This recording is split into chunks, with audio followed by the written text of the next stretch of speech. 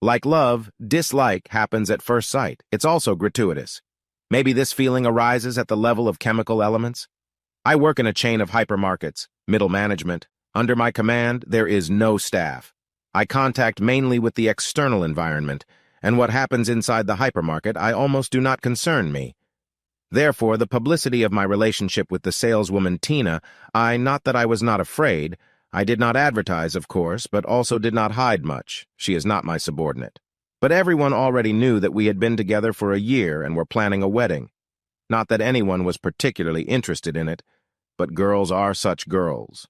Tina once told a colleague in confidence, then told another colleague in confidence, then told another colleague, then told another colleague, then told another colleague, then told another colleague, then told another colleague, then told another colleague, then told another colleague, then told another colleague, then told another colleague, then told another colleague, then told another colleague, then told another colleague. I think if it were not for my fiancée's incontinence of speech, our relationship would have remained unobvious for a long time. She comes to work before me for an hour and leaves early. Tina is pretty. Both her face and her figure are good. Our relationship was always good. We never fought, and we had sex almost every night. And then we had Keith. He got a job as a warehouse worker, loading and unloading, taking goods out to the hall. At first glance, an ordinary guy, ordinary face, athletic, a head taller than me and much broader in the shoulders, and he was very hungry for women. Very soon it became known that he was hitting on almost all the girls and women in the store, flirting away and very successfully. This could be judged by the way one or another salesgirl started to spend more time with him, to leave work together with him, and after a while suddenly everything ended and all communication between Keith and his girlfriend was abruptly cut off. It wouldn't have bothered me, and I wouldn't have paid any attention to it, if it hadn't been for the fact that Keith immediately disliked me. He was in the habit of picking on me every chance he got, on and off, on every little thing, and it wasn't the kind of thing that would cause confrontation, but when he made jokes and quips in the presence of other people, I always felt uncomfortable. And, as I know many people do, afterward, in solitude, I would find witty answers that I would have shamed him with if I had said them in the same place. But these witty answers came to my mind much later. He could say, on seeing my polished shoes, that it seems the only physical exercise I can do is to bend over with a cobbler's brush. He could make a passing joke about my taste in music, causing my colleagues to laugh approvingly. And what can I say, once when I was on the phone shuffling from foot to foot, he blurted out in front of the salesgirls that if I really wanted to go to the toilet and was afraid I wouldn't make it, adult diapers were in the hygiene department, and all the girls around him giggled. Even Tina. Damn it, I must be slow-witted. Not once did it occur to me to respond to him in a dignified manner. Thank God I didn't try to respond. There's nothing more ridiculous and pathetic than trying to seriously respond to veiled teasing. I began to avoid crossing him, and if he got in my way, I tried to change direction, to go around. I think he realized that. In any case, he started to get caught in unexpected places, and his nasty jokes were no longer avoided. And then he found out about my relationship with Tina. I noticed him talking to her a few times when there were no customers, and he was wheeling a cart of merchandise out into the hall. He was visibly joking and flirting, and Tina laughed and twirled a curl with her fingers, just like she used to do when we first started talking to her.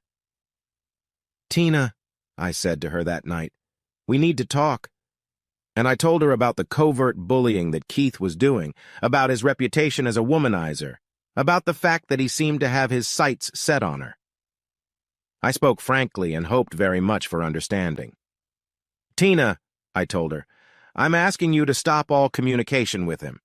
You may think I'm paranoid, but I sense that he intends to do something nasty. Don't think I don't trust you. No, I love you and I trust you completely. But Keith, do you know he's seduced several girls from our store already? I guess it's a sport for him." "Baby, come on." My fiancé looked at me pitifully. "I love you, and I won't let him take any liberties. Don't even think about it. You have nothing to fear." She said that, and I should have calmed down, but I thought it would be best to tell her that she wouldn't talk to him at all, and tell him why.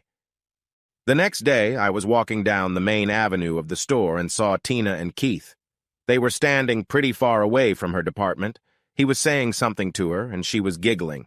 I know sign language. Not thoroughly, but I've learned some of the poses and gestures in marketing books. Her posture was open. The toes of her shoes were invitingly turned up, her shoulders were visibly back, clearly showing off her already large breasts, and she held the wrist of the other hand with one hand, showing him the palm of her hand. There was a decent distance between them, but at that moment I realized that she was no longer mine. Her posture could be described in one short word: yes. I didn't let it show. I walked on by. I saw them talking 3 more times that day, all 3 times in different parts of the sales floor, but each time far from her department. There was no overt action, no movement, no hugging, much less kissing, just talking. But each time, her postures expressed explicit prior consent. How did I observe them? I just came into the security room with a premium bag of chips bought at our own store. I told the guard that I mixed up the flavor, bought a huge bag, and now I don't know what to do with it, and I thought I saw him eating the chips. The guard excitedly confirmed that he really liked chips. I gave him the open packet, and as if in between said that I was preparing a marketing campaign and would like to see the behavior of customers. He gratefully allowed me to enter the observation room several times, and I, repeatedly entering, pretending with a clever look that I was writing something down on my smartphone, watched Tina and Keith. It was all a foregone conclusion. No, I tried to talk to Tina again that evening, but the conversation ended almost immediately after she blatantly lied to me about not talking to Keith today. I didn't know what to say anymore. I could say that I'd seen them, that she'd lied, but what good would it do? The line hadn't been crossed yet, and if I told her everything I knew, it might make her more cunning. There was a small chance she'd still resist, so I kept my mouth shut. I just waited, faintly hoping for that chance. Not that I was spying on Tina, but yeah, I did a little spying. When she left for work an hour earlier than me in the morning, I'd run into the store, go to security, mention in passing the research on customer behavior in the early hours, and watch Tina or Keith on the monitors. And I also tried to surround her with special care and attention, and love, and talked a lot about the upcoming wedding, the future. Well, at least I tried. She didn't come home from work on Saturday, or at least when I got home an hour after she was supposed to. She was gone. Just a text message about going out with her friends late at night. Basically, I figured it out. There was no proof, of course, but somehow I knew right away. And then there was proof. Keith sent it to me in the form of a link to a video in his cloud. "Hey, we'll watch this video later and remember the good times," I heard his voice. "Come on, give me a smoochy." And she smilingly raised 2 fingers in the shape of the letter V, and then stretched out her lips in a kissing motion. Although she didn't seem to know that her lover was going to send the video to someone, it looked like she was showing it to me. It was over. I mean, between me and her, and they were still going at it. As embarrassing as it is to admit, I couldn't tear myself away from the spectacle and watched to the end. "So," I heard his panting voice, "am I better than him?" "Better," she answered with a laugh. "Tomorrow I'll fuck you at work. We'll have time before he comes." It's dangerous at work." She tried to object, but he slapped her lightly on the cheek and said, "I'll decide when and where I have you. You're my girl now." It was a strange feeling. I was terribly hurt and somehow ashamed. I opened the closet and started shoveling out her clothes. About an hour later, I brought 3 boxes and a bag of her things to her parents' house, unloaded them at the door, rang the doorbell, and quickly ran for cover, waited for the door to open, and leaving her surprised father to look at the things, hurried away. I returned home, took out the bottle of gin she'd given me months ago and hadn't drunk, and was about to uncork it.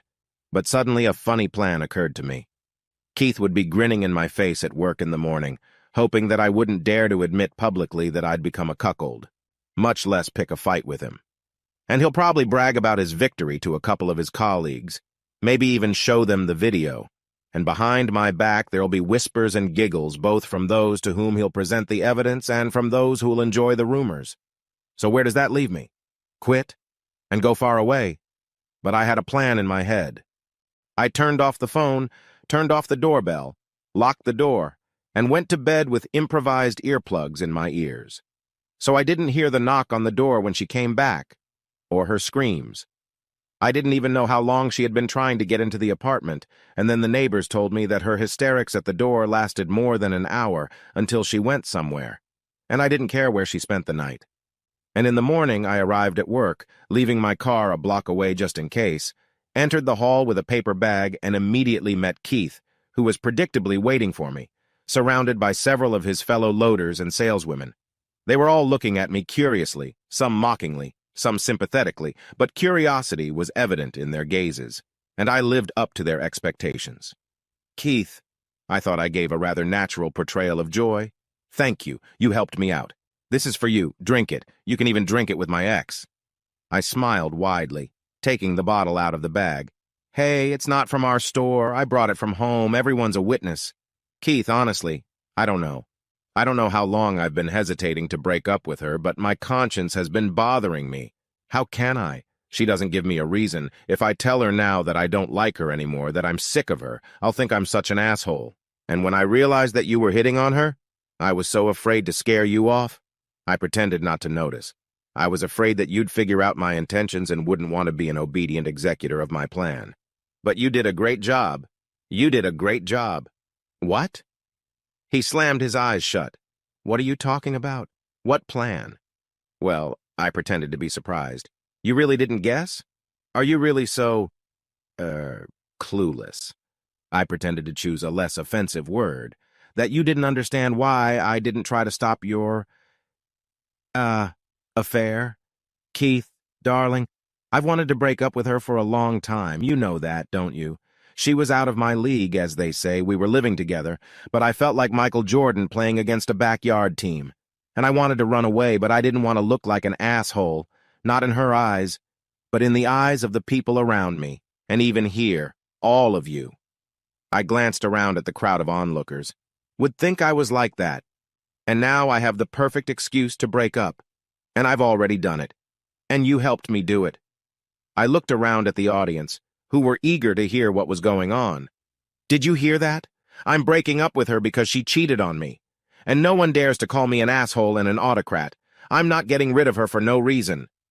There was laughter, and the girls started to discuss what had happened, and I noticed that his partner, who was standing next to Keith, was holding his phone in his hand.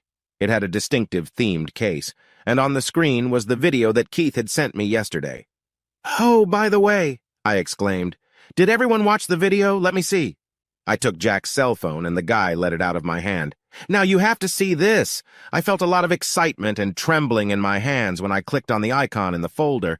My fingers were not very obedient.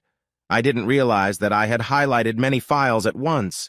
I highlighted Send to All Contacts in the menu that popped up and clicked OK. Now, I mumbled, trying to pass the time and looking at the rotating loading circle. "It's ready."